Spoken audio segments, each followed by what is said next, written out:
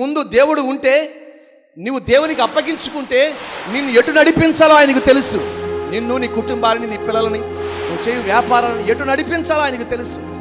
ఎందుకంటే అందరి హృదయాలు ఎరిగిన వాడు దేవుడిని బైబిల్ చెప్తాం. అందరి హృదయాలు ఎరిగిన వాడు ఆయన.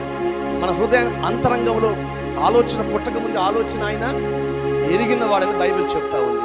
ఇప్పుడు నీ హృదయపు స్థితి ఏంటో ఆయనకు తెలుసు కాబట్టి నీ హృదయపు స్థితిని బట్టే ప్రభుని నడిపిస్తాడు.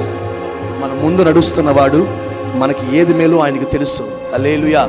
మన ముందు నడుస్తున్న దేవుడు మనం ఎటు వెళ్ళాలో ఆయనకి తెలుసు, నిర్ణయించి ఉంచాడు. అటుగా ప్రభు మనల్ని నడిపించును గాక. మనకు ప్రయోజనము కలుగునట్లు, మన కుటుంబాలకు ప్రయోజనము కలుగునట్లు, మన సంఘాలకు ప్రయోజనము కలుగునట్లు, మన సహవాసానికి ప్రయోజనం కలుగునట్లుగా ఎటు నడిపించాలనుకుంటున్నాడు మన దేవుడు. మనం ఆరాధిస్తున్న మన నాయకుడు, మన రక్షకుడైన యేసుక్రీస్తు మన ముందుండి మనం నడిపించును గాక. భయపడక ధైర్యం కలిగి ఉండండి. యెహోషువ, నేటి వరకు నేను నీతో ఉన్నాను, ఇక ఉండను, వెళ్ళిపోతున్నాను, కానీ నీ ముందు నిన్ను కోరుకున్న దేవుడు ఉంటాడు. ఆయన నడుస్తాడు. ఆయన నీ ముందు నడిచి నీ ఎదుట ఏది నిలవనివ్వడు. ఆయన నీ ముందు నడిచి నువ్వు స్వతంత్ర పరుచుకోవాలనుకుంటున్న వాగ్దానపు దేశాన్ని స్వతంత్రించుకునేట్లుగా, స్వాధీనపరుచుకునేట్లుగా చేస్తాడు. ఆఖరిగా చెప్తున్నాడు, నిన్ను ఎటు నడపాలో ఆయనకు తెలుసు. నీ హృదయ స్థితి, నీ ఆరోగ్య స్థితి, నీ ఆత్మీయ స్థితి అన్నీ ఎరిగిన దేవుడు. ఎటు నడపాలో ఆయనకు తెలుసు కాబట్టి అలా నడిపించి ఆశీర్వదించును గాక.